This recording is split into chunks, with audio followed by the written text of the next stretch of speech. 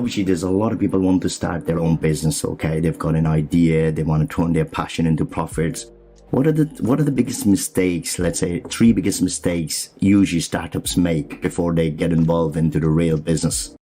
Yeah, I mean, I would say the biggest is the rushing into either setting up a limited company, which might not be the right structure. More often than not, depending on their other incomes, self-employed is probably the route to go. Again, when I speak to a client, I always try and work out who their audience is. If they're selling to other limited companies or other practices or things like that, then the limited company might be the right route. But more often than not, when it's a startup or an online business, I always try and recommend that they not dip their toe in the water, but go in that route of self-employed. It's just more cost effective, and then you can see if there's any desire for your products or services. Richard, what would you say is another?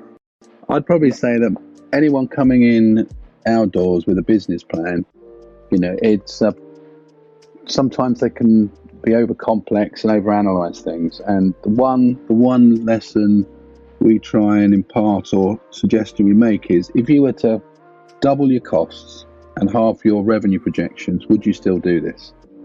Because most of us are by nature optimists, and so we tend to believe our own forecasting. And the one thing that will always be out there will be those fixed costs, be they rent or rates or telephone bill, various taxes.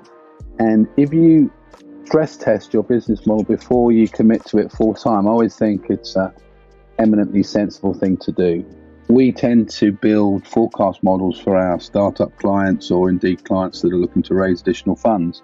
And we always try and look at the key 3 or 4 sensitivities, the things which will make things go horribly wrong.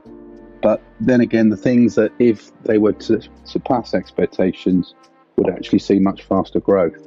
So I would always say, be careful of your revenue projections. They tend to be slow and slower to grow, but manage the costs, because those things certainly can take a life of their own if you're not too careful. I mean, as we've seen, just this week with 3 or 4 utility companies going under and everyone being threatened by a £100 to £200 increase in their utility bills. That wasn't really being spoken about 3 months ago.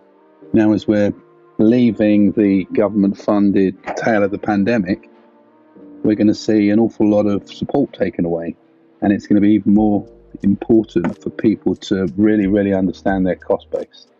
That's where we tend to start with most business coming in the door. What are your 3 largest costs, and what are the 3 things that would help accelerate your growth? So I'd say, underestimate your revenues and overestimate your costs. And if you still like what you see, you've probably got a good idea.